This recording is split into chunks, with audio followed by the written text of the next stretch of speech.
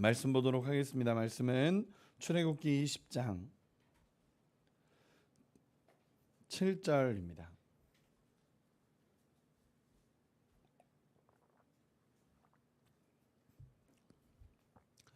출애굽기 20장 7절 말씀 같이 읽도록 하겠습니다. 출애굽기 20장 7절 말씀 우리 같이 읽겠습니다. 시작. 너는 내 하나님 여호와의 이름을 망령되게 부르지 말라. 여호와는 그의 이름을 망령되게 부르는 자를 죄 없다 하지 아니하리라. 아멘. 오늘 말씀은 출애굽기 20장 7절에 여호와의 이름을 망령되게 부르지 말라라는 제목으로 말씀을 나누도록 하겠습니다. 우리가 어제도 그렇고 지난주에도 말씀을 계속 나누고 있지만 하나님께서 이 십계명을 주시면서 하나님의 백성으로서의 정체성을 세워가는 과정 속에 있습니다. 하나님께서 이스라엘 백성들을 나는 너의 하나님이 될 거고 너희는 내 백성이 될 거다 라고 말씀하시며 하나님의 백성으로서의 법과 하나님의 백성으로서 어떻게 살아가야 되는지에 대한 첫 번째로 이야기하시는 것들이 이제 십계명의 이야기입니다. 그렇기 때문에 십계명은 단순하게 도덕법이 아닙니다. 도덕법이 아니라 하나님이 인간에게 주신 하나님과 인간의 사이에서 일어나는 하나님의 법입니다. 그래서 첫 번째 계명이 뭐였는지 혹시 기억나십니까? 첫 번째 계명이 뭐였죠? 나 이외에 다른 신을 내게 두지 말라라고 하나님께서 말씀하셨습니다. 절대로 나와 너 사이에 다른 어떤 것도 들어오지 않게 해라라는 것이 첫 번째였고, 두 번째는 어제의 말씀으로 나눴지만 하나님 형상에 대한 제조 금지였습니다. 하나님의 형상을 제조하거나 만들지 말라라는 게 두 번째였습니다. 그러면 세 번째 오늘 말씀은 어떤 말씀이냐면 여호와의 이름을 망령되게 부르지 말라라는 하나님의 음성입니다. 이 여호와의 이름을 망령되이 부르지 말라라는 것에서 우리가 먼저 정의하고 가야 될 것은 뭐냐면 여호와의 이름을 부르지 말라가 아닙니다. 여호와의 이름을 부르지 말라가 아니라 여호와의 이름을 망령되게 부르지 말라라는 것입니다. 우리가 오해하지 말아야 됩니다. 여호와의 이름을 부르라고 하나님이 얘기하셨습니다. 여호와의 이름을 부르라고 얘기하셨는데 망령되게 부르지 말라라고 하나님께서 말씀하신 것입니다. 그러면 여기서 나타난 망령되이라는 것이 무엇이냐면 원어적인 의미로 보면 거짓으로라는 의미와 헛되거나 함부로라는 뜻을 갖게 됩니다. 이 얘기는 무엇이냐면 여호와의 이름을 함부로 남용하는 것을 금한 것입니다. 함부로 남용하고 함부로 쓰고 여호와의 이름이 이렇다 그러면서 여호와의 이름을 쓸데없는 곳이나 잘못된 곳에 마구 사용하는 것을 금지하는 것이 하나님께서 말씀하시는 세 번째 법입니다. 여호와의 이름이 막 여기도 이상하게 들려지고 저쪽에서도 거짓되게 들려지고 쓸데없는 곳에 여호와의 이름이 새기고 쓸데없는 곳에 여호와의 이름이 막 불려지고 이런 것을 하나님께서 철저하게 금지하시는 법이 이 세 번째입니다. 왜냐하면 이렇게까지 적극적으로 하나님께서 금지하시는 이유는 이 이름 안에 하나님의 정체성이 담기고 이 이름 안에 하나님의 거룩하심이 담기는데 이 이름을 그냥 이름을 막 부르는 것은 하나님의 거룩하심을 훼손하는 일이 되기 때문에 그렇습니다. 쓸데없는 일에 우리 하나님의 이름을 걸 거야. 하나님의 이름을 걸고 이런 것들이 다 하나님의 거룩하심을 훼손하는 모습이라는 것입니다. 지금 이 시대에 우리가 쓰고 있는 이름에 대한 의미와 이름을 갖는 의미와 그 시대가 갖는 이름의 의미가 조금은 차이가 있습니다. 우리는 이름이라면은 우리의 정체성을 딱 나타내지는 않잖아요. 우리가 예를 들어서 근호야라고 한다고 해서 근호의 인생을 담은 그 이름이 근호다라는 이런 이름은 아니라는 거죠. 그러나 이스라엘 백성들은요, 이 이름이 곧 그 사람의 정체성을 상징한다고 생각을 했습니다. 그리고 그렇게 하나님께서는 그 이름을 짓게 하셨습니다. 우리가 성경에서도 보면 참 재밌는 장면들이 많이 나타나잖아요. 야곱이라는, 예를 들어서 우리가 창세기에서 야곱이라는 사람은 그 이름의 뜻이 속이는 자입니다. 속이는 자로서 살아왔고 정말 그런 인생을 살아왔는데 하나님께서 이스라엘로 바꿔버리십니다. 그와의 이름을 이스라엘로 바꿔버리며 하나님과 겨루어 이겼다라고 바꾸시고, 조금 더 들어가서 아브라함이라는 이름을 아브라함으로 바꾸시면서 하나님께서 그 이름에 맞는 정체성을 세워가시기도 하십니다. 그렇기 때문에 그 시대의 이름이라는 것은 단순하게 불려지는 그냥 그 사람만 나타내는 것이 아니라 그 사람의 인생을 드러내는 정체성까지도 상징하는 것입니다. 그러다 보니까 이 하나님의 이름이 함부로 불려지거나 하나님의 이름을 함부로 이야기하면서 하나님이 이렇게 하셨다, 하나님의 이름을 건다, 하나님의 이름으로 맹세한다, 이런 것들에 대해서 하나님께서 철저하게 금지하시는 것입니다. 여러분, 하나님의 이름이 불려져야 될 때가 있습니다. 하나님의 이름이 불려져야 될 때가 있습니다. 언제죠? 하나님을 예배하고 하나님을 찬양하고 하나님을 의지할 때 하나님은 이 이름을 부르라라고 하나님께서는 말씀하셨습니다. 그런데 이 이름을 불러야 될 때가 아니라 자기가 이 이름을 이용해서 무언가를 하려고 하는 이런 것들에 대해서 하나님께서 철저하게 금지하신 것입니다. 그 당시에 많은 신들이 있었잖아요. 많은 신들이 있었을 때, 애굽에 수많은 신들이 있을 때 찾아보니까 그 신들의 이름을 들먹이며 축복하기도 하고, 그 신들의 이름으로 저주하기도 하고, 그 신들의 이름으로 마술을 행하거나 행동하는 것도 그 시대에 너무 많은 문화였다라는 것입니다. 그러다 보니까 하나님께서는 이렇게 할 수 있는 것입니다. 하나님의 이름을 들먹이며 마음대로 축복해서도 안 되고, 하나님의 이름을 가지고 저주하는 것도 안 되고, 하나님의 이름으로 마술을 행하거나 마음대로 행하는 이런 모든 것들을 하나님은 금지시키는 것입니다. 하나님의 그 거룩하신 이름이 땅에 떨어져서 마치 그냥 인간이 이용하는 이름이 되지 않도록 하나님께서는 말씀하시는 것입니다. 사실 이스라엘에게는 하나님의 형상을 제조하라는 건 금지된 게 맞습니다. 그러나 하나님을 찬양하게 하려고 하나님은 출애굽시에 이름도 주셨습니다. 여호와라는 이름을 주셨고 야훼라는 이름을 주시면서 하나님이 어떤 존재인지에 대해서 그들에게 알려주셨습니다. 출애굽 전까지는 하나님께서 그들에게 이름을 가르쳐 주시지 않으셨습니다. 이름을 알려주시지 않으셨고 말씀하시지 않았습니다. 우리가 앞에서 얘기한 것처럼 창세기의 야곱에게 오히려 야곱은 하나님의 이름을 물었는데 하나님 거절하셨습니다. 하나님 안 알려주셨습니다. 그런데 출애굽 이후에는 하나님께서 여호와라는 이름을 그들에게 주시면서 하나님은 언약을 지키시는 분이라는 것을 말씀해 주셨고 하나님의 찬양의 대상임을 하나님이 말씀해 주셨습니다. 여호와 엘로힘, 야훼, 아도나이 이런 모든 것이 하나님을 찬양하는 이름들이 된다라는 것입니다. 그런데 우리 하나님을 예배하는 것으로 하나님을 예배하는 이름을 사용하고 하나님을 높이는 것을 사용해야 되는데 찬양과 예배의 대상인데 다른 목적을 위해서 하나님의 이름이 사용되는 것을 철저하게 금지하셨다라는 것입니다. 여러분, 이것을 우리가 잘 이해해야 합니다. 하나님의 이름을 부르라고 하나님 말씀하셨습니다.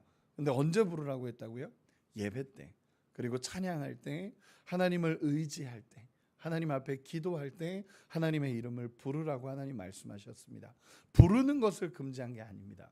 그러나 망령되이 부르는 것을 하나님은 금지하셨습니다. 어디 가서 막 다 하나님의 이름을 걸고 하나님의 그 당시 이 신들의 이름을 걸고 뭔가를 했던 것처럼 하나님은 그런 모든 것을 금지했습니다. 하나님의 이름으로 난 이렇게 할 거야, 하나님의 이름으로 이렇게 할 거야, 이런 것들을 하나님이 금지하셨다라는 것입니다.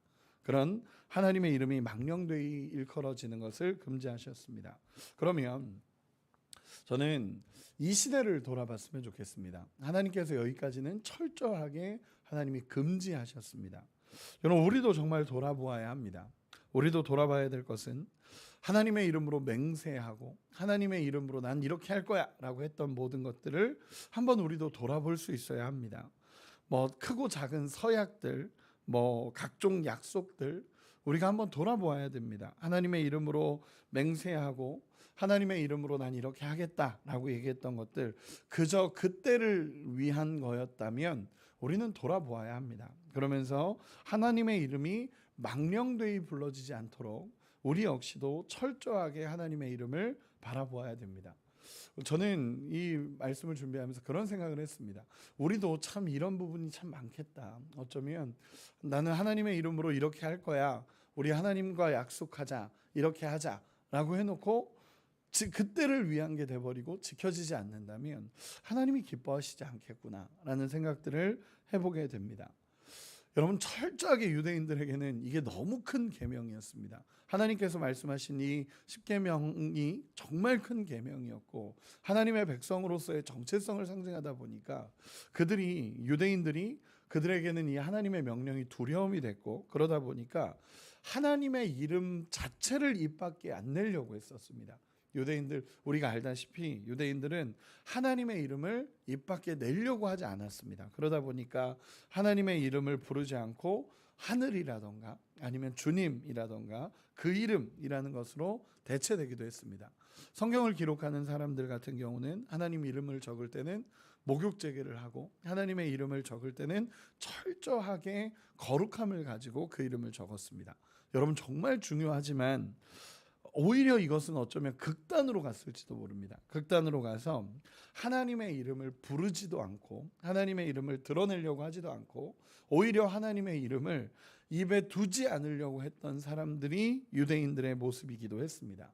그런데 신약 시대가 되면서 예수께서 오시면서 이런 부분들을 굉장히 많은 것을 예수님께서는 또 다른 영역으로 뚫어내셨습니다. 그게 무엇이었냐면 예수 그리스도의 이름으로라는 표현을 예수님께서는 계속 이야기하십니다. 누구든지 주의 이름을 부르는 자는 구원을 얻으리라.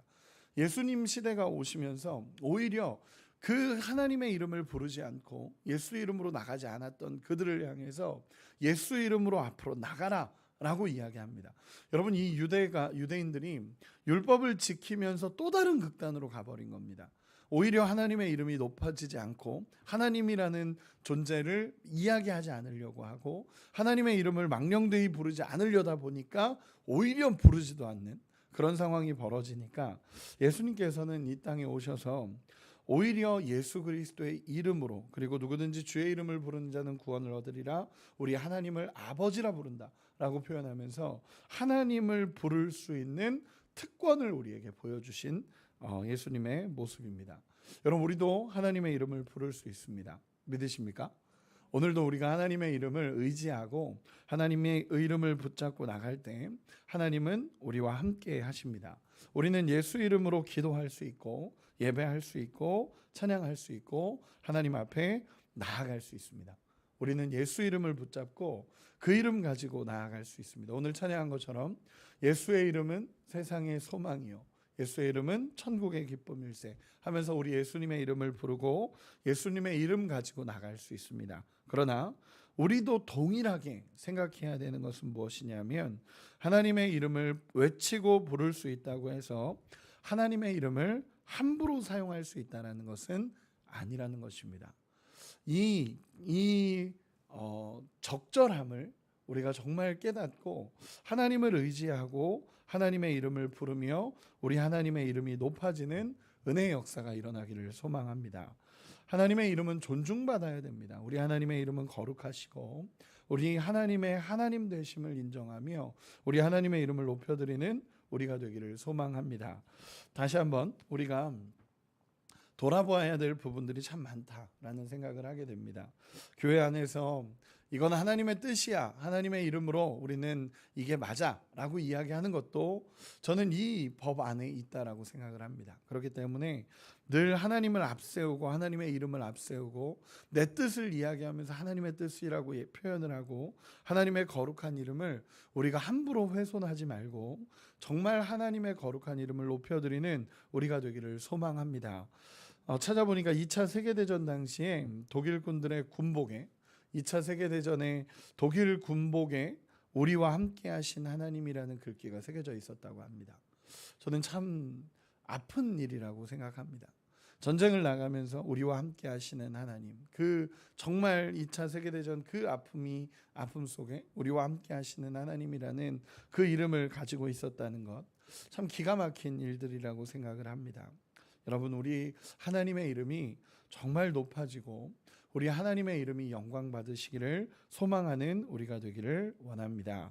10계명 중에서 하지 말라라고 이야기되는 부정형 계명이 8개입니다. 8개인데 그 중에서 처벌 규정이 명시된 건 2가지 계명입니다. 어떤 계명이냐면 두 번째, 세 번째 계명입니다. 하나님의 형상을 제조하지 말라라는 법과 그리고 또 하나는 오늘 본문 하나님의 이름을 망령되이 일컫지 말라라는 것입니다. 두 계명 모두 하나님의 하나님 되심을 인정하지 않을 때 하나님은 처벌 규정을 이야기하십니다. 우리 다시 한 번만 읽어보도록 하겠습니다. 7절입니다. 다시 한번 읽겠습니다. 시작. 너는 내 하나님 여호와의 이름을 망령되게 부르지 말라. 여호와는 그의 이름을 망령되게 부르는 자를 죄 없다 하지 아니하리라. 아멘. 말씀의 결론을 맺겠습니다. 우리가 계속적으로 돌아보아야 됩니다.